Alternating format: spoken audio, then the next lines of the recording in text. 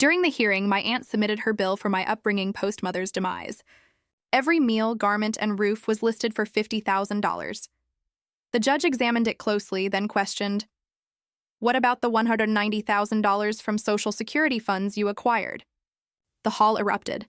Can you imagine sitting in a courtroom, a freshly printed nursing degree in your hand, only to find yourself being sued by your own aunt for the cost of raising you? My name is Althea, and that $50,000 invoice wasn't a graduation gift. It was a brutal declaration of war from the woman who swore she'd protect me. I mean, what the hell happened to get to that point? Before everything completely fell apart, my childhood was filled with warmth and love.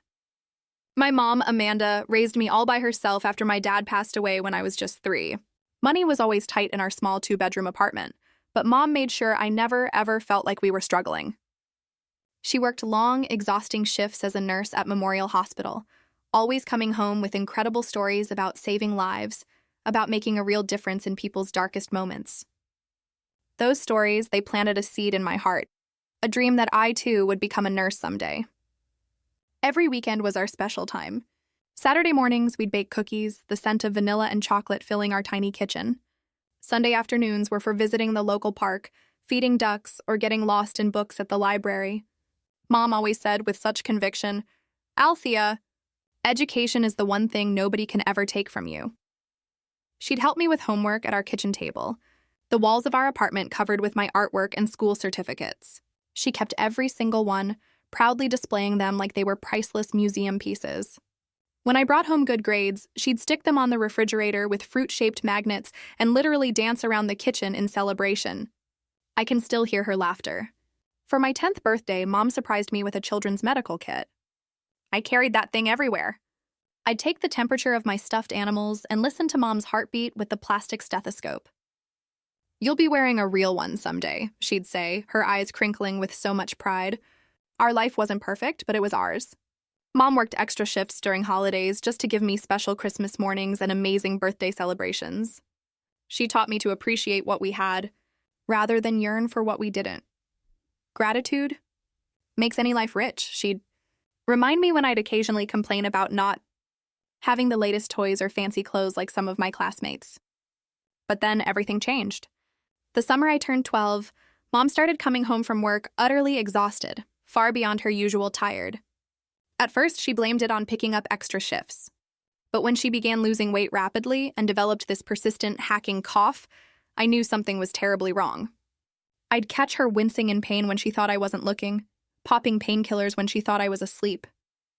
The day she finally went to the doctor, I waited at our neighbor Mrs. Thomas's apartment, working on a science project, but unable to focus. My heart was thumping like a drum. When Mom returned, her face told me everything before she even said a word. Stage 4 lung cancer, terminal 6 months to a year. Those words crashed into our happy little world like a wrecking ball, shattering everything I knew.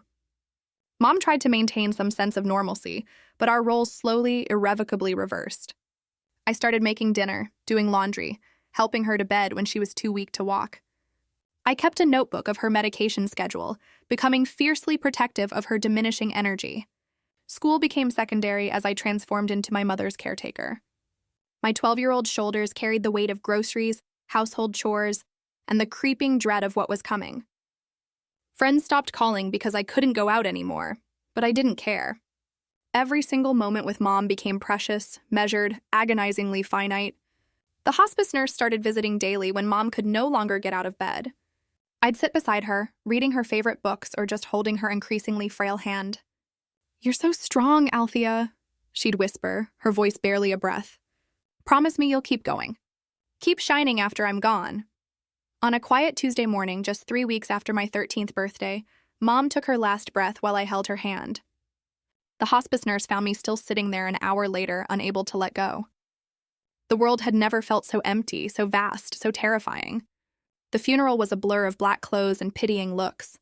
I stood numb as people I barely recognized hugged me and murmured platitudes about my mother being in a better place.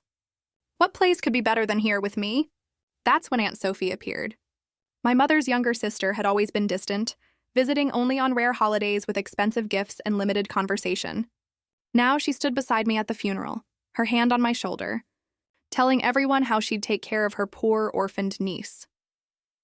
The social worker met with Sophie and my elderly grandmother, who lived in a senior community and couldn't take me in. It was decided I would move in with Sophie, her husband Jack, and their daughter Cassidy. Sophie appeared so caring and concerned in front of the social workers, promising to give me a loving home during this difficult transition. As I packed up my childhood into boxes, I found a letter Mom had written me tucked into my favorite book. Remember who you are, Althea. Life will throw storms your way, but you have the strength to weather them all. I'll love you always, even when you can't see me anymore.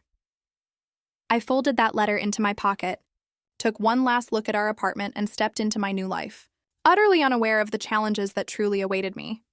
The drive to Aunt Sophie's house took nearly 3 hours, leaving behind everything familiar. Each mile increased the hollow feeling in my chest as I watched my hometown disappear in the side mirror of Sophie's luxury SUV. She didn't say much during the journey, occasionally commenting on how different my life would be now, how much better things would be in their neighborhood. Sophie and Uncle Jack lived in an impressive 2-story colonial house with pristine white columns and a perfectly manicured lawn. My cousin Cassidy, 15 and impossibly poised, greeted us with a rehearsed smile that didn't quite reach her eyes. Uncle Jack, a tall man with a perpetual expression of mild disinterest, briefly welcomed me before returning to his home office. "This will be your room," Sophie said, opening the door to a space at the end of the hallway, far from the other bedrooms. The walls were stark white. The furniture basic, clearly secondhand, a stark contrast to the glimpses I'd caught of Cassidy's room with its pink walls and custom pieces.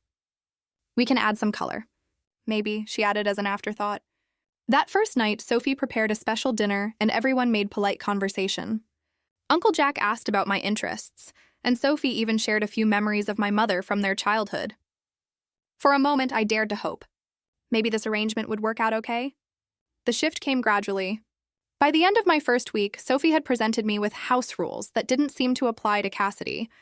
I had a strict curfew, limited bathroom time, designated study hours, and a list of chores that grew longer each day.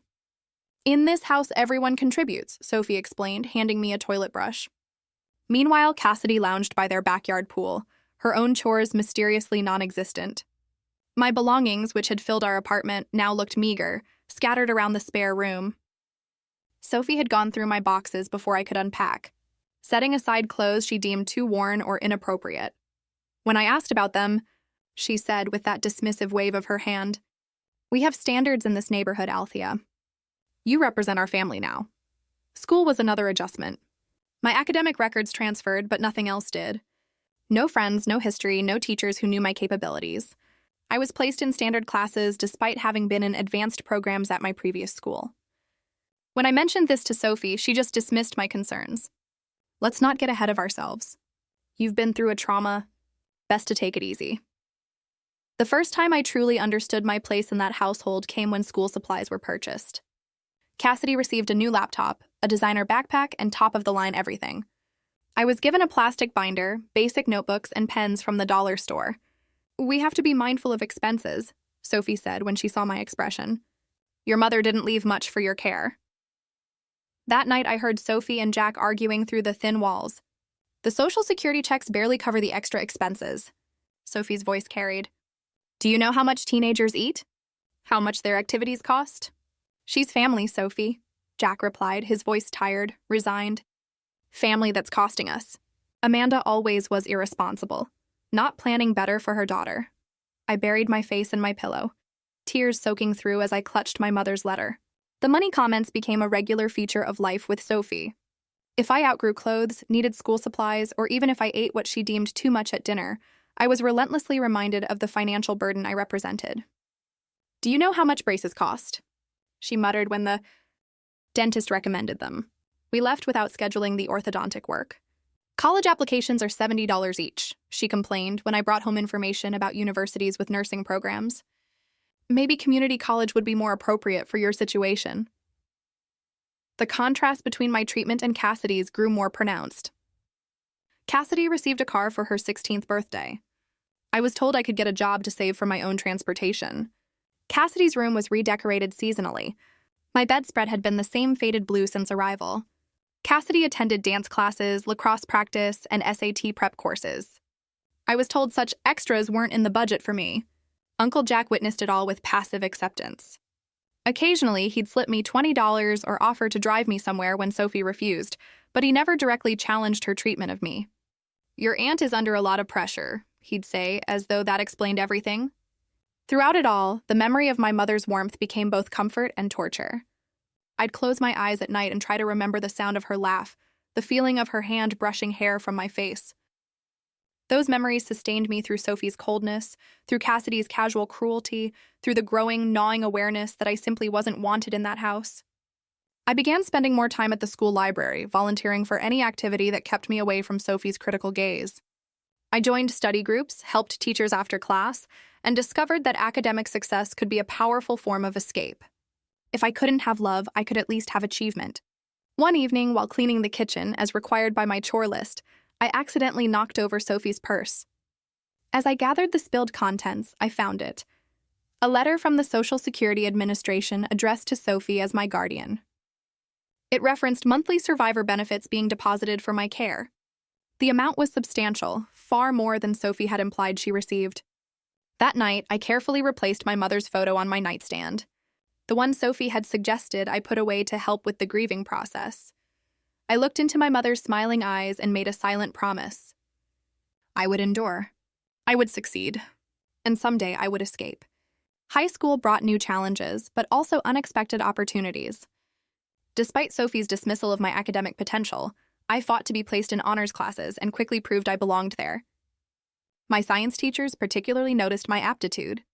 By sophomore year, I had joined the Health Sciences Club, the very first step toward my dream of following in my mother's footsteps. "Another club meeting?" Sophie would ask with thinly veiled irritation. "I suppose you'll need money for that too?" I never asked for money anymore. Instead, I'd secured a part-time job at Sweet Blossom's Bakery 3 afternoons a week and all day Saturday. The owner, Mrs. Garcia, became a bright spot in my life, slipping me extra pastries at closing time and adjusting my schedule during exam periods. My first paycheck felt like absolute freedom in my hands until Sophie cornered me in the kitchen. "Now that you're earning an income, you'll need to contribute to household expenses," she announced, hand extended. $300 monthly seems fair for room and board. The amount represented nearly half my earnings, but I handed it over without argument. Fighting Sophie only made things worse, as I'd learned through painful experience. Later that night, I overheard Sophie telling Uncle Jack how she was teaching Althea financial responsibility by collecting rent. Cassidy, now a senior and self-appointed queen of the school, made sure everyone knew I was her charity case cousin. She spread stories about my mother's death, embellishing details for maximum pity or sometimes mockery, depending on her audience.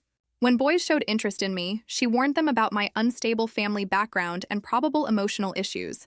It was soul-crushing. One rainy Tuesday during junior year, I stayed late to make up a chemistry lab. Walking to the bus stop, I realized I'd missed the last one. As I resigned myself to a 3-mile walk in the downpour, a car pulled alongside me. Mrs. Jackson, my AP biology teacher, rolled down her window. "Althea, get in before you drown." During the drive home, Mrs. Jackson asked questions about my interest in medicine, my study habits, my plans after high school. When she pulled up to Sophie's house, she hesitated before saying, "You know, you remind me of myself at your age. Determined, focused, despite obstacles." Something in her tone made me look up sharply. Mrs. Jackson smiled gently. "My door is always open if you need to talk about anything." 2 weeks later, after Sophie had confiscated half my paycheck for utilities I'd used excessively, I found myself in Mrs. Jackson's classroom during lunch. The words just poured out of me, the financial manipulation, the emotional neglect, the Social Security letter I'd found. Mrs. Jackson listened without interruption, her expression growing increasingly troubled. "Have you considered that your aunt may be misusing funds meant for your care?" she finally asked. The thought had occurred to me, but hearing it from an adult, a respected teacher, gave it a terrifying legitimacy. "What can I do? I'm a minor. She's my guardian." Mrs. Jackson's reply changed everything. "Start documenting, keep records, and let's look into scholarship options that could get you out of there after graduation." With Mrs. Jackson's guidance, I began researching nursing scholarships obsessively. I joined every club that might strengthen my applications, volunteered at the local hospital on Sundays, and maintained perfect grades despite working nearly 20 hours weekly. One evening, while searching for a stapler, I discovered a folder labeled with my name. Inside were years of Social Security statements showing monthly deposits of over $1,000 for my care. Nearly $60,000 had been paid to Sophie since my mother's death. Yet I wore secondhand clothes, lacked basic school supplies, and was made to feel guilty for every morsel of food I consumed. I photographed the documents with trembling hands, then carefully replaced everything exactly as I'd found it. That night, I emailed the photos to Mrs. Jackson and to myself at my school email address, creating evidence I hoped I'd never need to use. Senior year arrived with university applications and the quiet, burning determination to escape Sophie's house forever. Mrs. Jackson helped me apply for every scholarship available, editing my essays during lunch periods and after school. When acceptance letters began arriving, Sophie intercepted them, presenting each with comments about the burden of student loans and unrealistic expectations. The breakthrough came in April, a full-ride nursing scholarship to State University, including housing, meals, and a stipend for books. When the thick envelope arrived, I raced to check the mail before Sophie could. I hid the letter under my mattress until I could fully read its contents. That night, I called Mrs. Jackson with the news, my voice barely containing my excitement. "I got it! I'm free." My high school graduation ceremony should have been a celebration.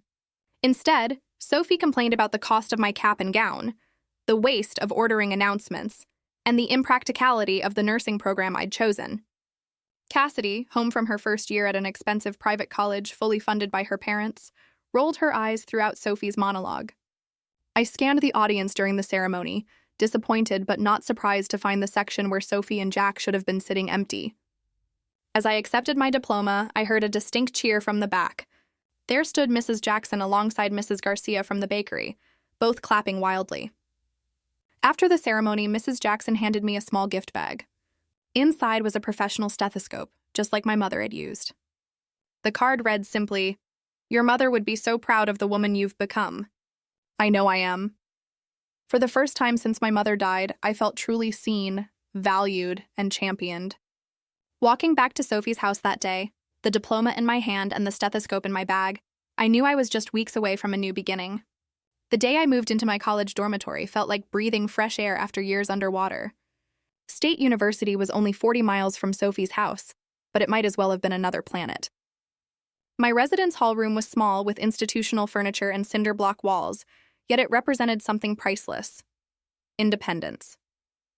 My roommate, Jasmine, arrived with her parents, who helped her unpack boxes and hang fairy lights around her side of the room. They offered to help with my things, too. But my entire life fit into 2 suitcases and a backpack. Sophie had dropped me off at the campus entrance, not even bothering to park. "Text when you're settled," she'd said, already putting the car in drive. "And remember, your scholarship doesn't cover holiday breaks. We'll need to discuss compensation if you plan to stay with us during those times." Jasmine and I became fast friends despite our different backgrounds. She came from a loving family who called her daily, sent care packages, and genuinely wanted to know about her classes. When she realized I never received such calls or packages, she began sharing hers without comment. "My mom always sends too much anyway," she'd say, dividing cookies or toiletries between us. University life demanded intense focus. The nursing program was rigorous, with early morning clinicals, late-night study sessions, and endless practical exams. I thrived under the pressure, remembering my mother's dedication to her patients. To cover expenses not included in my scholarship, I worked at the campus coffee shop and took weekend shifts at a nearby assisted living facility. Between classes, work, and studying, I barely had time to think about Sophie, which was exactly how I wanted it. The less contact, the better. Still, holiday breaks loomed on the calendar like dark clouds. Before Thanksgiving break my freshman year, Sophie called with expectations for my visit. "Since you're not contributing financially anymore, we'll need compensation for your stay. $300 for the week seems fair. Food isn't free, Althea." I swallowed hard, calculating how many extra shifts I'd need to afford going home for the holiday. Jasmine, overhearing my end of the conversation, waited until I hung up before saying, "Come home with me instead. My parents would love to have you." That Thanksgiving became the first of many holidays spent with Jasmine's family. The Parkers welcomed me without question, including me in family photos and traditions as though I'd always been there. Mrs. Parker, learning about my nursing studies, shared stories from her own career as a physical therapist. Mr. Parker taught me to make his famous cranberry sauce, standing beside me in the kitchen with patient instructions. When Sophie called on Christmas to ask when I'd be arriving with my room and board payment, I informed her I had made other arrangements. Her surprised pause was followed by concern, not for my well-being, but for the lost income. Spring semester brought new challenges and opportunities. I was accepted into an accelerated program that would allow me to complete my degree in 3 years instead of 4. The workload increased dramatically, but so did my determination. During a campus career fair, I met David, a medical student volunteering at the healthcare booth, tall, with kind eyes and a quiet confidence. He struck up a conversation about my interest in pediatric nursing. Before long, we were meeting for coffee between classes, talking for hours about healthcare, ethics, patient advocacy, and our personal journeys to medicine. "My dad's a surgeon," David explained during one of our coffee dates. He expected me to follow exactly in his footsteps, but I'm interested in family practice in underserved communities. We've been at odds about it for years. His understanding of family pressure created a bond between us that deepened with each conversation. When I finally shared the full story of Sophie's treatment, he listened without judgment, then asked the question that had been hovering in my mind for years. "Have you considered that what she did might be illegal?" Social Security benefits for surviving children are meant to provide for the child, not supplement the guardian's income. During spring break of my sophomore year, instead of accepting another invitation from Jasmine's family, I stayed on campus to research. The nearly empty library became my second home as I dug through legal websites and forums for similar situations. What I discovered left me stunned. Guardians misappropriating survivors' benefits could face serious legal consequences, including fraud charges. I made an appointment with the university's legal aid office, bringing copies of the Social Security statements I'd photographed from Uncle Jack's office. The student attorney who reviewed my case looked increasingly serious as I explained the situation. "This isn't just unethical," he said finally. "It's potentially criminal. Your aunt had a fiduciary responsibility to use those funds for your direct benefit." "What are my options?" I asked, my heart pounding. "You could file a complaint, possibly pursue recovery of funds, but that would mean legal action against your aunt." He studied my face. "It's a big step. Think about it carefully." I left the office with resources and information, but no clear decision. That night, I called Mrs. Jackson, who had remained a trusted mentor throughout my college years. "You don't have to decide anything right now," she advised. "Focus on your education. Document everything. The statute of limitations gives you time."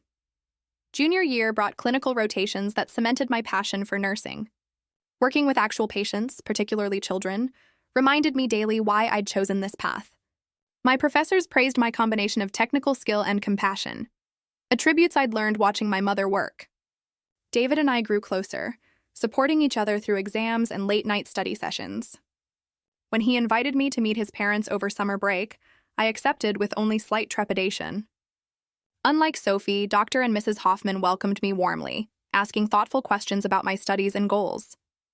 "Althea has the highest GPA in the nursing program," David announced proudly over dinner. Dr. Hoffman raised his glass in a toast. "To excellence and compassion in healthcare. The world needs more providers like you two."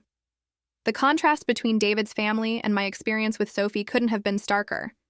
That night, lying in the comfortable guest room of the Hoffmans' home, I finally allowed myself to acknowledge the full extent of Sophie's betrayal. It wasn't just about money. It was about denying me the love and support a child deserves after losing their only parent. As graduation approached, job offers began coming in thanks to my academic record and glowing recommendations from clinical supervisors. I accepted a position at Children's Memorial Hospital in the Pediatric Intensive Care Unit, with a starting salary that would finally provide true financial stability. 2 weeks before graduation, David proposed during a picnic at the campus lake, where we'd had our first real date. The vintage sapphire ring had belonged to his grandmother, he explained, given to him with her blessing after she'd met me during family dinner. "You don't have to answer right away," he said, reading my shocked expression. "I know we're both starting our careers and timing is complicated." I kissed him, tears streaming down my face. Yes, absolutely, yes. Life was finally taking shape according to my own design, not Sophie's restrictions or limitations. As I prepared for graduation, for my new job, for a future with David, I believed the chapter with Sophie was closed. I was wrong. My graduation day dawned bright and clear, a perfect May morning that felt symbolic of my new beginning. Jasmine and I helped each other into our caps and gowns, taking dozens of photos in our dorm room one last time. The Parkers arrived early, bringing flowers and hugs. David and his parents came bearing a gift bag containing a beautiful new lab coat with Althea Marshall RN embroidered on the pocket. As we gathered outside the auditorium, I spotted an unexpected trio approaching: Sophie, Uncle Jack, and Cassidy, all dressed in what I recognized as their public appearance outfits. Sophie's smile was wide but didn't reach her eyes. "We wouldn't miss our Althea's big day," she announced, loudly enough for nearby families to hear, placing possessive emphasis on our. She air-kissed my cheeks while whispering, "We need to talk after the ceremony." Throughout the graduation, I could feel Sophie's gaze on me. When my name was called, I heard her voice rise above others. "That's my niece. I raised her after her mother died." The ceremony concluded with mortarboards flying into the air and tears of joy all around. As graduates dispersed to find their families, Sophie intercepted me before I could reach the Parkers and Hoffmans. "We brought you a graduation gift," she said, pressing a thick envelope into my hands. "Open it now." Inside was not a card, but what appeared to be an invoice, meticulously itemized on Sophie's personal stationery. The heading read, "Expenses incurred in raising Althea Marshall, 2012 to 2017. The list was extensive and detailed.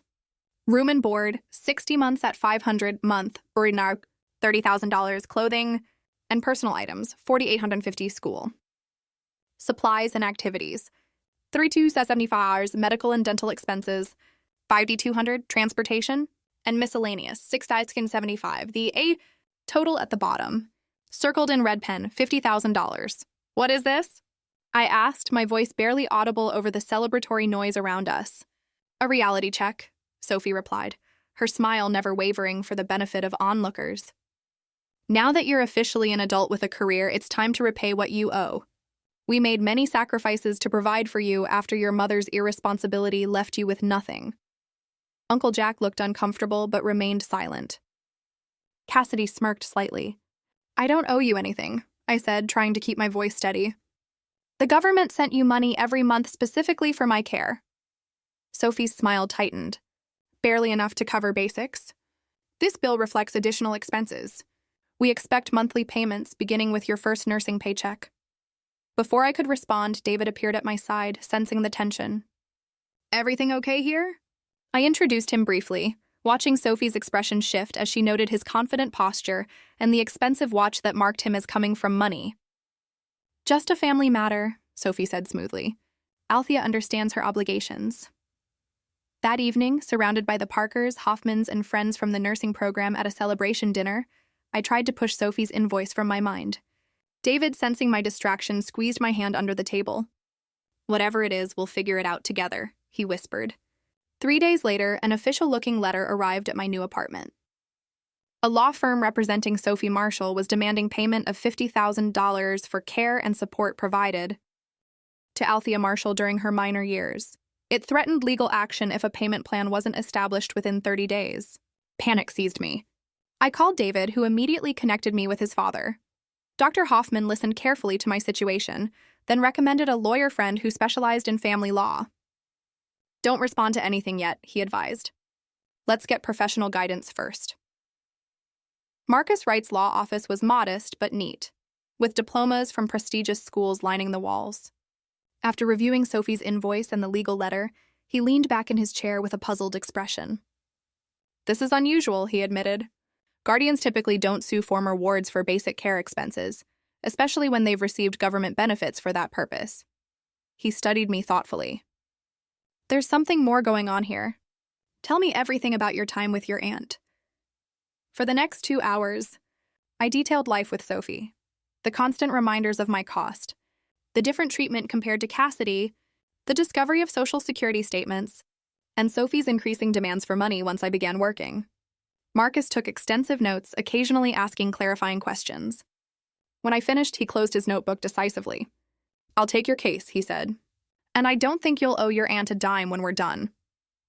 The next weeks were a flurry of legal preparation. Marcus filed a counterclaim denying Sophie's right to reimbursement. He also submitted requests for financial records related to my mother's estate and any benefits received on my behalf. During this process, we uncovered surprising information. My mother had maintained a modest life insurance policy naming me as beneficiary. The funds should have been placed in trust for my benefit. Additionally, there was a small inheritance from my maternal grandparents that I'd never been informed about. Where did this money go? I asked Marcus during a meeting at his office. That's exactly what we need to find out, he replied, typing another note. Your aunt had legal obligations as your guardian to manage these assets in your best interest. 2 months after Sophie's initial demand, we received notice of a court date. The lawsuit was moving forward, with Sophie seeking the full $50,000 plus legal fees. Marcus seemed oddly pleased by this development. Now we'll have discovery, he explained. Legal power to demand financial records she might otherwise withhold. Through formal discovery requests, Marcus obtained bank statements, tax returns, and benefit records from Sophie's accounts during my time in her home. What they revealed was shocking. Not only had Sophie received monthly Social Security survivor benefits of over $1,000, but she had also collected the life insurance payout and the inheritance money. The total amount that should have been used for my care or held in trust? Nearly $190,000. She spent all of it, Marcus said grimly, reviewing the financial analysis. And now she's suing you for more. How is that possible? I asked, staring at the figures. How could she legally take all that money? She couldn't. That's the point. Marcus began organizing documents into a trial folder. Your aunt didn't just fail to provide adequately for you using funds specifically designated for that purpose. She potentially committed fraud. As our court date approached, I struggled to balance preparation for the case with starting my new job at Children's Memorial. David provided unwavering support, accompanying me to meetings with Marcus and helping research similar cases. The night before the trial, I couldn't sleep.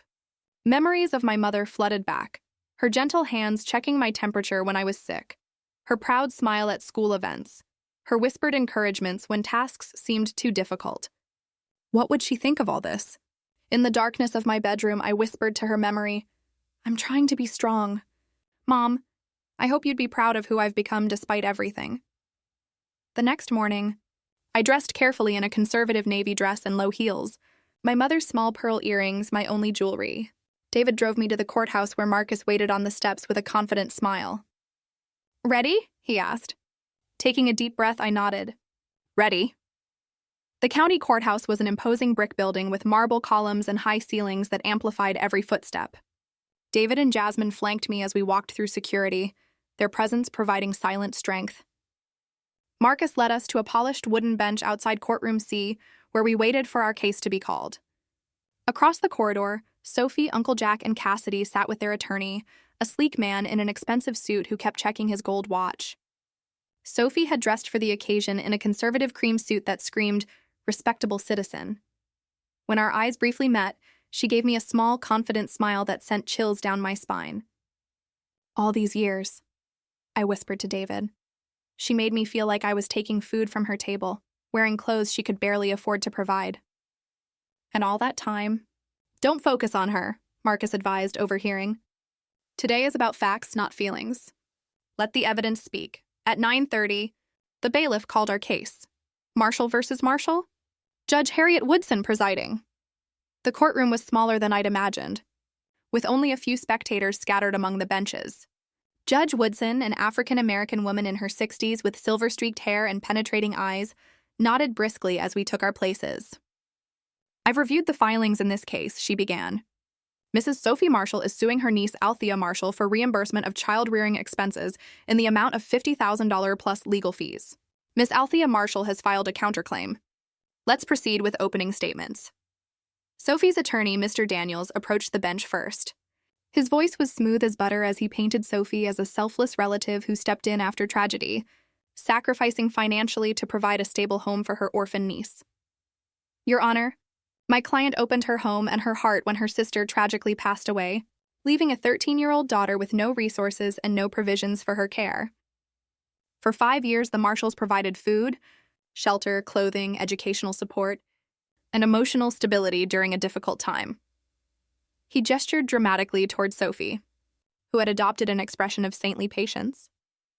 They did this without complaint, Your Honor, despite the significant financial burden it placed on their household. Now that Miss Althea Marshall has secured lucrative employment as a registered nurse, my client simply asks for reasonable compensation for these extraordinary expenses. Marcus took notes throughout, his expression neutral. When his turn came, he approached the bench with calm confidence. Your Honor, this case isn't about compensation for childcare expenses. It's about accountability for funds that were specifically designated for Althea Marshall's care following her mother's death. Funds that were substantial and more than adequate to provide for her needs without additional contribution from the defendant. Judge Woodson leaned forward slightly. You're referring to survivor benefits? Yes, Your Honor, and more. We have documentation showing Mrs. Sophie Marshall received Social Security survivor benefits, life insurance proceeds, and inheritance funds totaling nearly $190,000 that should have been used exclusively for Althea's care or held in trust for her future. A small murmur ran through the courtroom. Sophie's composed facade cracked slightly as she whispered urgently to her attorney. That's a serious allegation, Counselor, Judge Woodson noted. I'll need to see that documentation. Let's proceed with testimony. Sophie took the stand first, describing how she'd rescued me from potential foster care after my mother's death. She detailed the sacrifices her family made. Cassidy sharing her home with a cousin she barely knew. Family vacations curtailed due to the expense of another child. The emotional labor of helping a grieving teenager adjust. Mr. Daniels dramatically presented Sophie's itemized invoice, walking through each category of expense. Sophie nodded earnestly as he highlighted particularly costly items. Braces I'd needed but never received. Sports equipment for activities I'd never participated in. Special tutoring I'd never been offered. And did the Social Security benefits you received cover these expenses? Mr. Daniels asked. Sophie shook her head solemnly. Not even close. The monthly benefit barely covered her food. Everything else came from our pocket. When Marcus rose for cross-examination, his approach was methodical. He established Sophie as my legal guardian, responsible for managing any assets or benefits for my welfare. Then he began introducing exhibits, bank statements showing regular deposits from Social Security, documents regarding my mother's life insurance policy, and records of my grandparents' inheritance. Mrs. Marshall, can you explain why you're claiming financial hardship when records show you received over $3,000 monthly designated specifically for Althea's care? Sophie shifted uncomfortably. That's not accurate. The Social Security was much less. Marcus presented another document. This statement from the Social Security Administration confirms monthly payments of $102.35 paid to you as Althea's guardian. Additionally, you received a lump sum life insurance payment of $65,000 and inheritance funds of $15,000, both legally required to be used for Althea's benefit. Where did these funds go? Sophie's composure crumbled further. There were many expenses. Household costs increased substantially. We had to move to a larger home to accommodate her. Mrs. Marshall, Marcus continued, during the 5 years Althea lived with you, these funds totaled approximately $190,000. Yet you provided her with secondhand clothes, denied her orthodontic care, made her work to pay for her own basic needs, and now claim she owes you an additional $50,000. Can you explain this discrepancy? Sophie's attorney objected repeatedly, but Judge Woodson allowed most of Marcus's questions, her expression growing increasingly concerned as Sophie's answers became more evasive. When it was my turn to testify, I focused on facts rather than emotions. The different treatment compared to Cassidy, being required to pay rent from my part-time job earnings, the lack of support for educational expenses, and the discovery of benefit statements in Uncle Jack's office. Mr. Daniels's cross-examination attempted to paint me as ungrateful and entitled. Wasn't it generous of the Marshalls to take you in rather than sending you to foster care? Don't you think you owe them something for the roof over your head for 5 years? Before I could answer, Judge Woodson interrupted. Counsel, the question of whether a minor child owes a legal guardian for basic necessities is inappropriate. The guardian voluntarily accepted legal responsibility along with the benefits provided for the child's care. The judge called a brief recess after testimony concluded. When court resumed, she had reviewed all the financial documentation provided by both sides. I've seen enough, Judge Woodson announced, removing her reading glasses. Mrs. Marshall, would you please approach the bench? Sophie rose shakily, her earlier confidence evaporated. Mrs. Marshall, as Althea's legal guardian, You had a fiduciary duty to use all funds designated for her care, either to provide for her immediate needs or to preserve them for her future. The evidence presented today suggests you did neither. The judge shuffled through the documents before continuing, her voice stern. You received approximately $190,000 meant for Althea's benefit. Based on your own testimony and the evidence presented, it appears these funds were commingled with your personal accounts and used primarily for your family's expenses, not Althea's. Sophie attempted to interrupt, but Judge Woodson held up her hand. I'm not finished. Not only did you apparently misappropriate these funds, but you've now had the audacity to sue your niece for additional money, claiming expenses that should have been more than covered by the benefits you received. She turned to address the entire courtroom, her voice ringing with authority. I am dismissing Mrs. Marshall's claim with prejudice. Furthermore, I am referring this case to the District Attorney's Office for investigation into potential misuse of Social Security benefits and breach of fiduciary duty. The courtroom erupted in murmurs. David squeezed my hand so tightly it almost hurt. Jasmine wiped tears from her eyes. Judge Woodson continued, Miss Althea Marshall, you have the right to pursue civil recovery of misappropriated funds if you wish. My clerk will provide information on that process should you decide to proceed. With a final bang of her gavel, it was over. Sophie stood frozen by the bench, her face ashen. Uncle Jack stared at the floor while Cassidy frantically texted on her phone. As we exited the courtroom, Marcus smiled broadly. Congratulations. That couldn't have gone better. What happens now? I asked, still processing the judge's words. That's up to you, Marcus replied. You could pursue recovery of the funds, but that would mean another legal battle.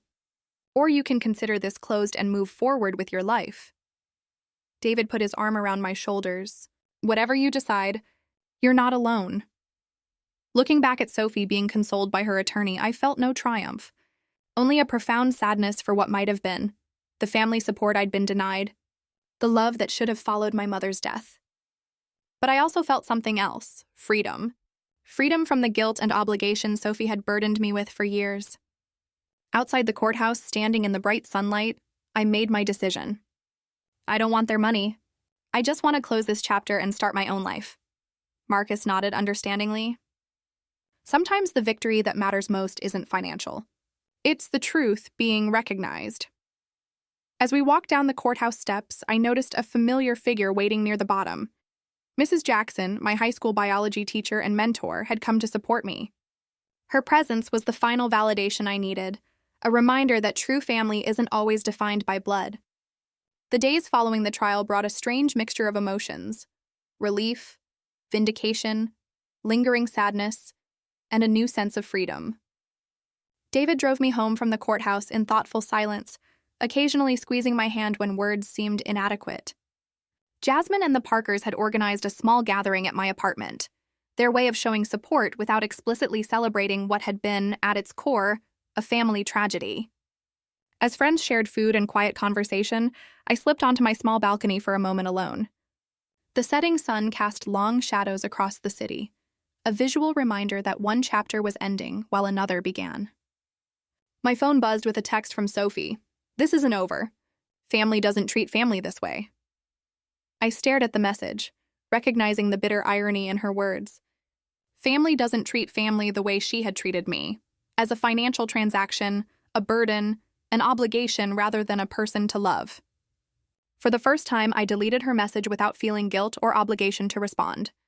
David joined me on the balcony, wrapping his jacket around my shoulders against the evening chill. You okay? I think I will be, I answered. Honestly, it's just a lot to process. The following morning, I began my first official shift at Children's Memorial Hospital. Walking through those doors wearing scrubs and my mother's pearl earrings felt like fulfilling a promise made long ago. The pediatric intensive care unit was challenging but rewarding, each small patient reminding me why I'd fought so hard to reach this point. My supervisor, Nurse Karen, took me under her wing, patiently guiding me through protocols and introducing me to the unique emotional demands of pediatric nursing. You have a natural way with the children, she observed during my first week. Some nurses take years to develop that kind of connection. I didn't tell her about my own childhood losses. Not yet. Those wounds were still healing, the scars still tender to touch. Instead, I channeled my experiences into empathy for my patients and their families, recognizing the fear in parents' eyes and the courage in children facing pain beyond their understanding. 2 weeks after the trial, Uncle Jack called. His voice sounded tired, defeated. "Althea, I know I have no right to ask anything of you, but I wanted you to know I had no idea about the extent of what Sophie was doing. The Social Security, yes, but not the life insurance or inheritance." "You still let her treat me like a burden," I replied, surprising myself with the steadiness of my voice. "You watched it happen every day for 5 years and did nothing." His heavy sigh carried through the phone. "You're right. My passivity makes me complicit. I should have protected you, and I failed. I'm sorry, Althea, though I know that's inadequate." After a long pause, he added, "Sophie and I are separating. The trial was a wake-up call about who she really is, and who I've allowed myself to become by standing by. I just wanted you to know." I felt no satisfaction in their marriage's collapse, only a complicated sadness for the family that might have been mine, but never truly was. "I hope you find peace, Uncle Jack. I really do." That conversation marked the last direct contact with Sophie's household. Through mutual connections, I learned the district attorney had decided not to pursue criminal charges, but had required Sophie to complete financial management courses and community service. Cassidy occasionally sent hostile messages on social media, which I eventually solved by blocking her accounts. As summer turned to fall, I established routines in my new life. Challenging but fulfilling shifts at the hospital. Quiet evenings with David planning our future.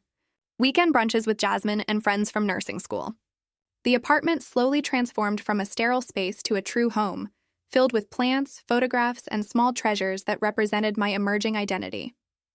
One September afternoon, I received an unexpected email from the hospital's Human Resources Department.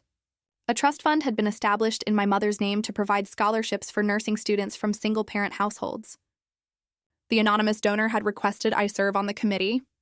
The attached documentation revealed the trust had been funded with exactly $50,000, the amount Sophie had demanded from me.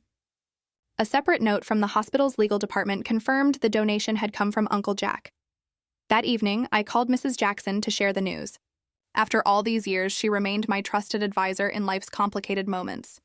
"It sounds like his way of making amends," she observed, "not erasing the past, but trying to create something positive from it." "Should I accept the committee position?" I asked. Part of me wants nothing to do with anything connected to that family. "Consider this," she replied thoughtfully. "The committee position isn't about them. It's about honoring your mother and helping students who share your experience. Don't let Sophie take that opportunity from you, too." Her wisdom had always cut through my confusion. The following day, I accepted the position, my first small step toward transforming pain into purpose. As my first year of professional nursing progressed, I found myself increasingly drawn to working with children from difficult home situations. Their resilience reminded me of my own journey. Their small victories becoming personal triumphs I celebrated alongside them. The hospital's social worker noticed my connection with these patients and invited me to join a support program for children in foster care or kinship guardianship. "Sometimes the best healing comes from helping others through similar struggles," she explained. David supported my growing involvement in these programs, often accompanying me to events for the children. His medical residency was demanding, but we carved out time for our relationship, planning a small wedding for the following spring. The Parkers and Hoffmans had essentially adopted me into their families, providing the loving support network I'd missed for so many years. 6 months after the trial, on my mother's birthday, I finally felt ready to visit her grave. David offered to come with me, but this was a journey I needed to make alone.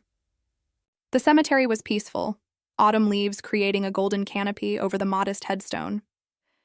I placed fresh flowers beside her name, then sat on the grass to tell her everything.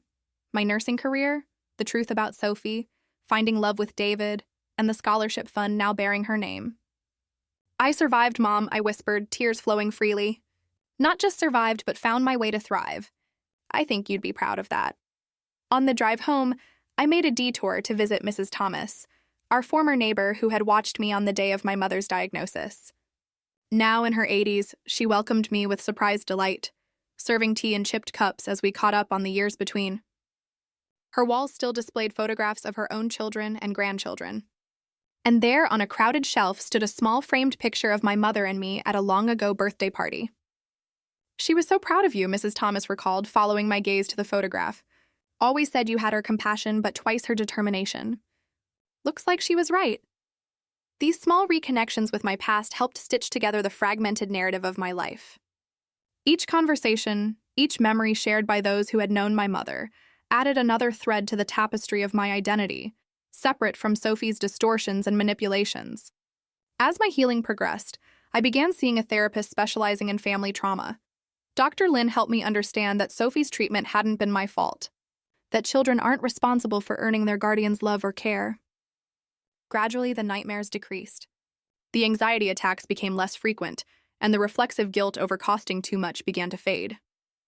The hardest part of healing, Dr. Lynn observed during one session, is accepting that some people who should have loved us were incapable of doing so.